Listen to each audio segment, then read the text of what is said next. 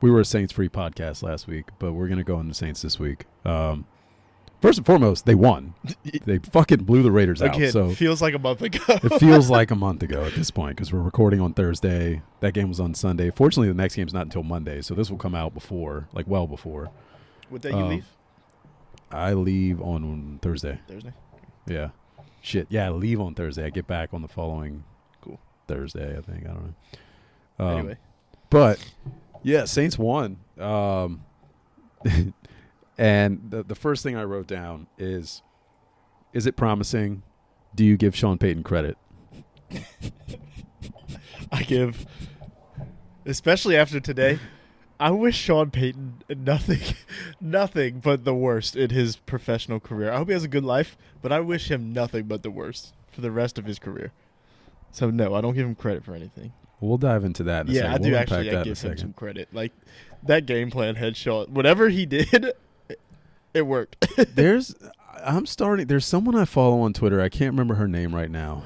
I'll shout her out if I ever remember her name, but she tweets cryptic things all the time about the Saints, like as if she's in the know. And in the know. There you go. And she's always right. Weird. Always. Like before the game, Didn't Sean Payton have a mistress? Yeah, but it's not her. I don't think it's her. I doubt it's her. She goes for Taco Charlton and Marshawn Lattimore. But no, and she's fun. She's a fun follow. But before, like she's been spot on with the injury news. She's been spot on with. She said last week, she said Sean Payton was at the facility today. She said it almost jokingly, like she gave DA the playbook and tips on how to beat the Raiders.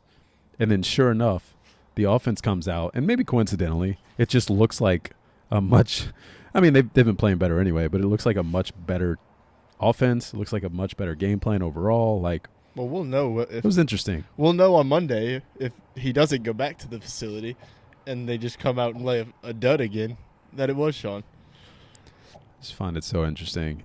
I've never seen a coach retire and then stay around the team in the way he has. Especially when you know he's coming back. Yeah. And not here. Like, what are you doing? Wouldn't that be the wildest of twists? If he came back here? Wouldn't it? It would be kind of wild. I just took a year off and back. I want to say this ahead of time in case it does happen. That is the only way he is not on my shit list anymore, is if he comes back here. It is not going to happen. The odds on that have to be astronomical. Yeah. He's definitely not on my shit list. At this moment. He's on my shit list. I know. We've gone down that rabbit hole. I'm going to say it every time. I don't get, like you've mentioned you don't want him around the team. I don't get why he continues to come around. Yeah, that's weird.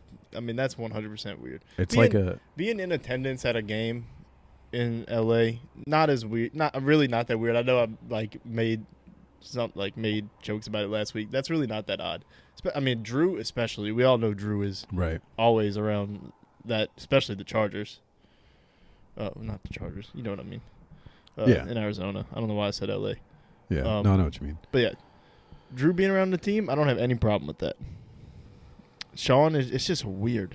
And you know what? If it wasn't that, if we didn't know he was coming back, I don't think it'd be as weird to me.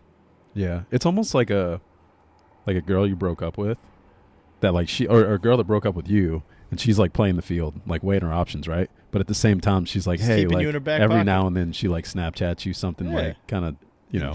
You're the fallback plan. Yeah, it's like, hey, just in case. Yep. Make sure you know I'm still here. You want that old thing back. Yeah. You know what I mean? No, you don't go back to your ex. Leave that shit alone. That's my dating advice. No, and then on top of that, a few things outside of that. Saints look great. You know, I really can't nitpick anything that happened in the game. Are the Raiders that bad? Maybe. Josh McDaniels, I've never been a big fan of. I've always thought he was a terrible coach. Maybe a good offensive coordinator, like could scheme up some good offense. But outside of that, like. No, I mean, they finally did what all of us have been saying to do and just got your best players the ball. Yeah. You put the ball in. Shout out to Alvin, number one, because he put like everybody on blast basically and gave his speech and then came out and backed that shit up. Sure the fuck did. And you know what? Every time he has something to say, he comes out and backs it up. When he had the thing where he says we would have beat the fuck out the Eagles, and then the next year he comes out and we beat the shit out the Eagles. So he knows what he's got to do. So that was good to see him get involved. Number one, in the passing game. Mm-hmm. Like, that's been the biggest mystery to me. And it's just that he is going to town right now. I don't think we can see that, but It feels dirty. I don't. Yeah, and then you know what? It's not even like, and I've said this for a while, there should be at least 3 times a game where you just throw him the ball behind the line of scrimmage and just see what happens. Fuck it. But that little Texas route, Mm-hmm. every time. Why are we not running that 4 or 5 times a game? You know, and that's the thing, right? Like, I haven't understood the game plans going in or the play calling going in. Especially, there's another guy on Twitter who always calls out that the schemes were different when Jameis was quarterback. And I think there's some validity to that. Like, it looks like they're calling an entirely different game ever since Andy Dalton took over. But I will say, I mean, just to be like, devil's advocate on that, when we had Jameis, there was a lot of second and long, third and longs. Like, a lot of people are pointing out we're running the ball more. Now, Taysom wasn't as involved with Jameis, which is a huge difference, obviously. I think he was injured early. He was still recovering. Yeah, and then, but it's hard to get a running game established when you're constantly behind the stick, playing behind the chains. So that's my argument against that of why we didn't run the ball more. Mm-hmm. But no, I'm with you. It's definitely different. It looks a little bit more creative now. You getting Alvin the ball. You got Taysom going. They finally gave Shaheed more than one touch. Yeah, he looks good, man. The dude is just lightning. He looks good. Did you see the stat? Not Shaheed oriented, but Andy Dalton. I'm gonna show him some love because I haven't really given him love. I've just been like, hey, he hasn't been bad enough to lose a job. I think it was a PFF graph or whatever. I shared it. I'm sure you saw it. Yeah, I'm gonna be honest with you. I didn't understand that graph. I was trying to understand it, but essentially, like, I understood what they said, and it was basically like, quarterbacks who were given time in the pocket and then their performance when they're given X amount of time. I just knew he was on the better end of the graph because like I know by like best. every statistic, as crazy as this is, Tua is like the best quarterback in the league this year. Yeah. And by every like advanced statistic, Tua is like the best in the league. So Dalton was up there too, and I was like, oh, he must be doing well. You know what's funny about those two guys though? Neither one of them throw the ball deep. Like, you could say Tua's been throwing the ball deep, but he hasn't. His deep balls have been like 20 yards, and the guys just run with it. Yeah, I'd also like to see what Tua. Tua's been better than I thought he was. No, well, I mean, I've always thought he was like he's like 40-year-old Drew Brees, but now like that's his prime. His old Drew Brees. That's what he is. Like, he doesn't have that deep ball, but he doesn't necessarily comparison. I mean, is it wrong? No. He doesn't necessarily need it. He's got 2 receivers that I don't know how many Dolphins games you've watched. Jalen Waddle never has anybody within 10 yards of him. When he's like, that scheme is just scheming these two. Did you know Tyreek Hill is on pace to break Calvin Johnson's yardage record? No, but I could see it. Yeah. He's been killing it. They've each had craziest thing about the Dolphins. Like, them two are having like crazy seasons stat-wise. There's not another receiver, at least before the last game that they just played, there's not another receiver on that team with more than 200 yards on the season. That's funny. Well, what's Gesicki at now? Because Gesicki came on strong the last I don't know what he weeks. was at. That's what I'm saying. Maybe after this game. But he's really just like a touchdown vulture. That's true. He's gotten involved, though. I don't know if he was – I know that they were saying, like, McDaniel's scheme calls for more of, like, a run-blocking tight end or whatever. But I think he was injured early in the season. And, like, now that he's back and playing, he's been playing well. He was playing with 2 minutes left in a preseason game. Yeah. Like, he doesn't fit that scheme, and I'd be shocked to see him back there next year. I really would. He's good, though. It would he's surprise very good. me that it's not a talent thing with him. It really is like it's a scheme thing. Well, and that's what surprises me, right? You got a guy like Mike McDaniels. You look at him, and everybody looks at him as like an offensive guru. You don't trade a mismatch, right? Like, you find a way to get that involved. Yeah, you figure out how to get him on the field, and it seems like he might be. Yeah, finally. But anyway, back to the Saints. Yeah, back to the Saints. So now we come with a little hate, right? Well, before we do the hate, I want to give praise when praise is due. Yeah. Shout out to Tyron. He played to me what I thought was his best game of the season. I tweeted something that was specifically for you. I don't know if you responded. I can't remember. No, I told you I have y'all notifications on, but during the Saints game, it just gets lost. Yeah. I said Teron's got our only 2 interceptions on the year. Just saying. He does. Just saying. It might actually be our only 2 turnovers. No, we forced some fumbles. Did we? Yeah, we forced some fumbles. I don't remember how many, but I know we forced at least one fumble.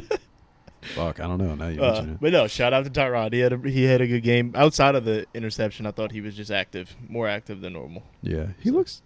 Listen, I think that he's older, right? But I think that he's still better than people are giving him credit for. I'll watch the rest of the year. Maybe I'll see some shit I don't like, but I don't think he's been as bad as people have said. Has he had a slow step at times? Yeah. Has he tried to bait quarterbacks and gotten burned? Yeah. I think that's his game. Like, I don't know. That's just my take. Is Alontae Taylor cornerback too? Oh my God. Maybe. Probably. Is he cornerback 1? Can he play a slot? I don't know. I'm not giving up on Debo yet. He's had a rough year to this point. But if I'd give him another chance and stick Alontae in the slot and see what happens. Although Chris Harris had a good game. That defense looked good in general. Yeah. Well, it's amazing what happens when the defensive line is getting pressure. Yeah, that's another thought I had. Peyton Turner actually coming back and playing healthy. Unbelievable. Like, what? Where did that come from? Unbelievable. And is you know what else is like Davenport just picks like a point in the year where it's like, you know what? Maybe it's time to turn it on. Yeah, maybe I should show everybody why I was drafted so high. It's crazy. It feels like we're gonna pay him. It feels like I don't he's think about you to have get a paid. choice. You're right. You made the mistake of not paying other guys. You didn't pay Williams. You traded Chauncey, who's now leading the league in interceptions. Like, yeah, the only one they didn't pay that I agreed with was Trey. Yeah. Because at that point they were choosing like 2 out of Trey, Lattimore, and Ramczyk. Yeah. They made you obviously go with Ram and Chase. I agreed for more than one reason at the time. I thought Trey was a flash in the pan. I did too. Oh, 100%. I thought he was a sack vulture who got lucky. Or not lucky. I hate to say it that way. I thought he played well and he was in the right place at the right time a lot of the time. And I didn't think he would replicate that. No. And he has. He has. He looks good. So, anyway, back to your hate. Well, that was part of my hate. I was it was an easy transition. Chauncey's leading the league in interceptions. We traded him away. I kind of have to admit that I was wrong in a sense at this moment, at this point in time. Go. Sorry, these dogs are killing me. They're like biting each other. Don't call at my PETA. feet. I pat him on the butt. Now he's getting pets. But no, I kind of have to admit that I was wrong about Chauncey. About Chauncey, because I was like, he's not as good as people give him credit for. He brings swagger. He's solid. I thought he was a very good nickel cornerback. I did not think he would be a good safety. I didn't either. I thought he was an above average nickel corner who had a lot of bravado, and it made him look better than he actually was. I didn't think he was bad. Yeah. I would never say that. To your defense, if you like, I don't know why it kept popping up on my Twitter, but like Eagles fans were not happy with him for the first couple weeks. Yeah. And then it seemed like once that one game happened where was that like 2 weeks ago where he had the 2 interceptions in a game? Yeah. Like now they love him. Yeah, well, he's been balling out the last like 4 games. Marcus Williams still has more interceptions than the Saints have on the season. Yeah. And he hasn't played since week 2. That's funny. Not our starting safeties because Chauncey was the nickel, but, they both over decals amount of interceptions. We have 2 on the year. From Tyron, who we replaced Marcus with, so, whatever. MT's hurt. Yeah. He's on IR. What are our thoughts? I kind of know your thoughts, and that's why I'm asking, because I want to have a conversation, and we'll see where it goes. First and foremost, dude, that sucks. I feel so bad for him. Mm-hmm.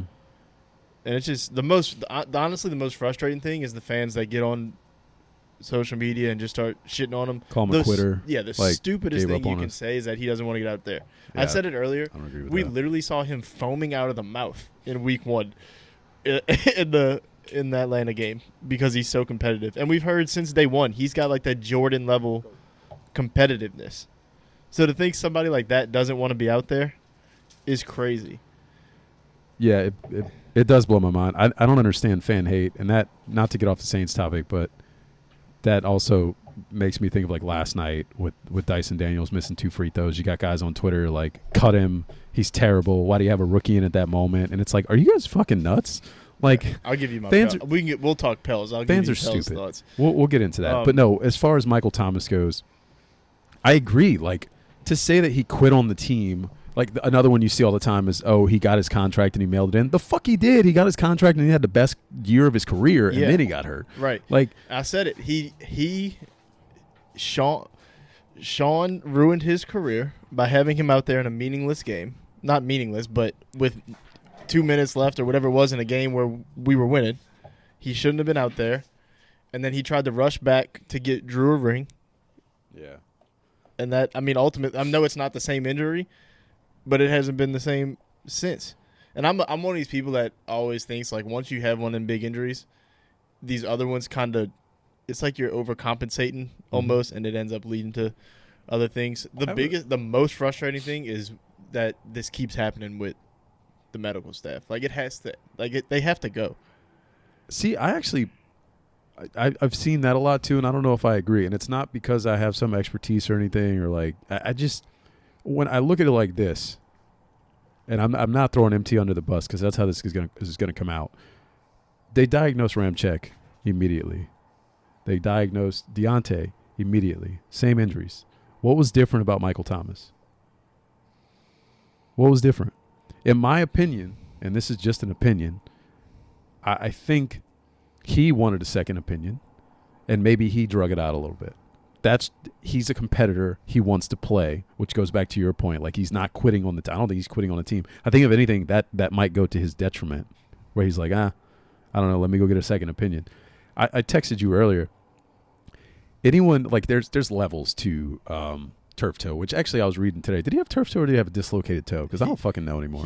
They said, that's what I'm saying. They said turf toe, but now it turns out it's a dislocated toe. Well, maybe so you're right. Somewhere along the way, I feel like more is going to come out about it. Like, obviously, everything we're saying now can completely change as we get more information. We're not waiting for more information. That's completely irrational. No, fuck that. I want to be irrational now. Right. If it's turf toe, right? I was texting you earlier. There's like levels to it. If you're out like more than 4 weeks, typically you need surgery. If there's any reason you're out for more than 4 weeks with turf toe, there's not a person in history who has been like, oh, you know what, 4 weeks is up, cool, I'm better now. No, your shit's fucked up. You need surgery. Yeah. Like, it is what it is. The weirdest thing about it is last week, the DA said he's gonna play again.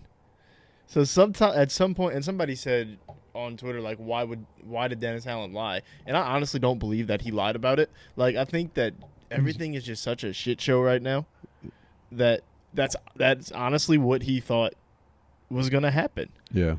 Like, he knows the backlash that comes with absolutely. with that. There's no way that he lied about that. Absolutely. I mean, but his back's up against the wall there. Like, what do you say? He's going to say what he was told to say in the most, like, in most situations there. Like, if he says anything else, if he says, oh, I don't know, we'll see.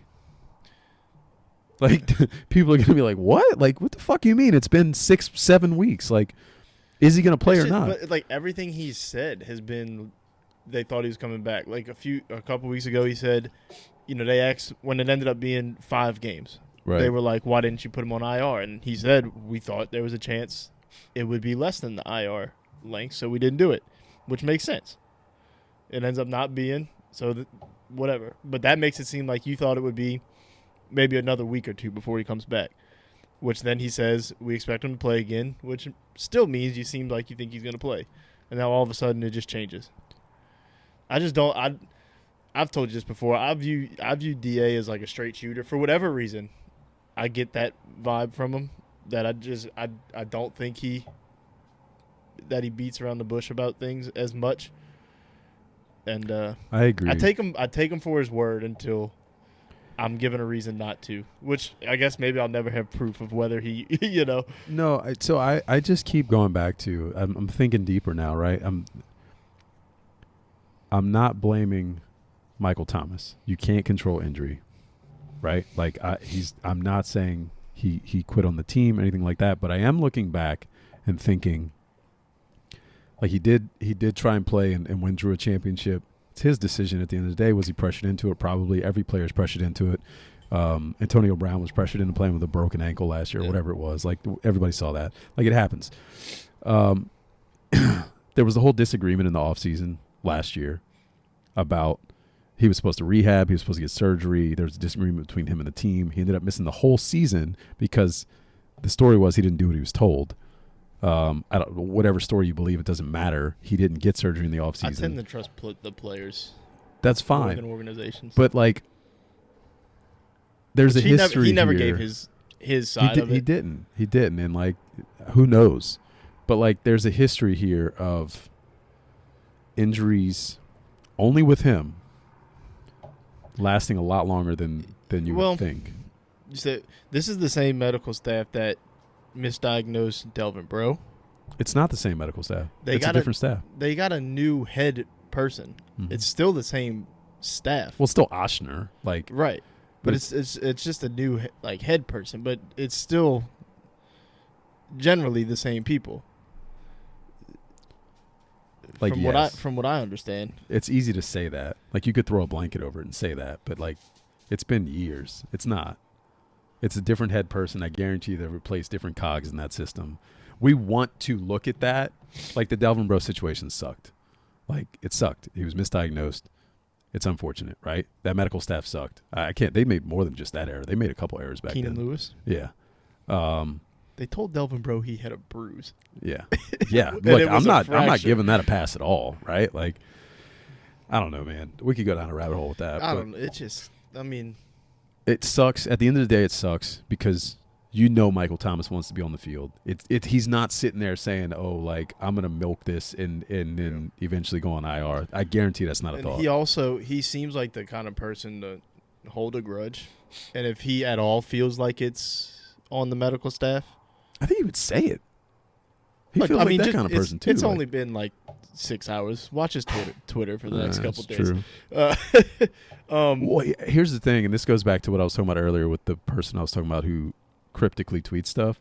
They tweeted a couple days ago that there was going to be news that came out shortly that was going to have people wanting to drive to the facility. I'm assuming this is what it was. So they've known. Yeah. It's just, I mean, my whole reason for saying that is, like, if he holds any kind of grudge, like, you got to wonder if at this point he's, like they mutually just agree to find a way to separate it. I don't know how.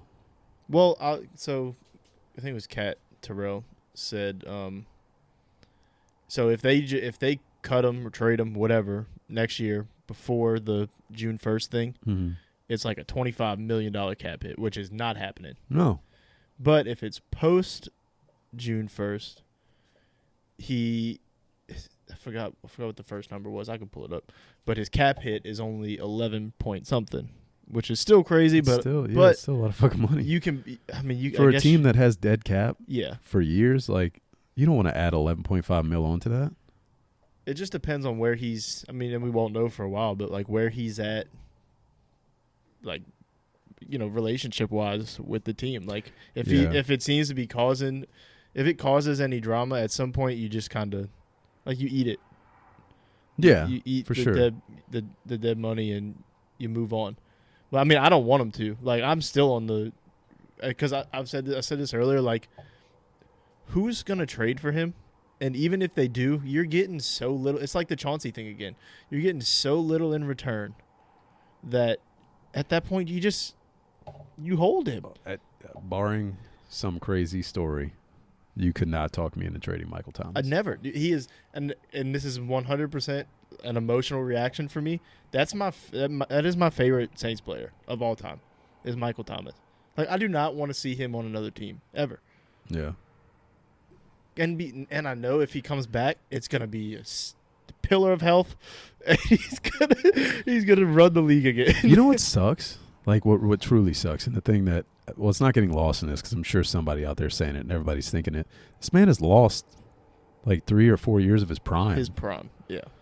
Like he was almost dominant. His whole prime, man. He was so dominant. I said it earlier, I replied to somebody's tweet about this because they said the same thing. Like 2017 to 2020, Mike was dominant, and I was like, that's the best receiver to ever wear a Saints uniform. That stretch of Mike Thomas is the best I've ever seen in my life. Yeah. That includes Colston. That includes Joe Horn. I mean, like you name him. It doesn't matter. It's not a long list though. No, but it's not. That's but I mean, it doesn't take much to get there. And he was only like 4,000 yards away from being like the all-time leader in reception. You know, he still leads the Saints in touchdowns. Yeah, I was gonna say there's lists where it's like, you know, since entering the league in whatever year and like top receiving yards, and he's still like number 2. Like it's insane. Just how dominant he was. Yeah, I don't like at this moment. Something feels like we've seen the last of him. I'll be honest with you. I wonder if he starts thinking about retiring. He's a competitor, so he probably won't. Like that, he's that level of competitor where he probably doesn't. But at some point, somebody might be in his ear. Like he's got Keyshawn. Yeah, but to be like, hey man, it's. I don't like. I agree, but I think if it was a different injury, like a more serious injury. Yeah, I don't think like a dislocated toe. Like, yeah, it sucks, and it's like if it was the ankle and, again. Yeah. Then maybe, but yeah, you're right. But I mean, it's gotta be a thought. Yeah. I mean, I hope he doesn't. Whether it's for us or somebody else. Like, I want to see Michael Thomas play football again. Yeah. Because when he was playing this year, it's like he didn't miss a beat. No, he was phenomenal. He was insane man. When he came back. That's what this all boils. I just want to see Michael Thomas play. I want to see him healthy, play football for a whole season, and shut up everybody. Yeah, and honestly, if he plays for somebody else and just goes off on the Saints, I'll live with it. Like, there's nothing Michael Thomas could do. I think that, like, as far as this situation, that would make me not be a huge Michael Thomas fan. I could think of a few things, but we don't have to go there because it's all hypothetical and it's not real. Just like birds. As long as he doesn't end up wearing black and red, we're good. That's I didn't want to go there. But you know what? There's a picture in my head. If this motherfucker scores a touchdown, I still love Joe Horn. So if he scores a touchdown in black and red and like flips off our sideline, like pulls some Jeremy Shockey shit. Not that was black and red, but like you can kick rocks, buddy. He ends up in neither here nor there. He ends up in L.A. with Sean. I'm okay with that.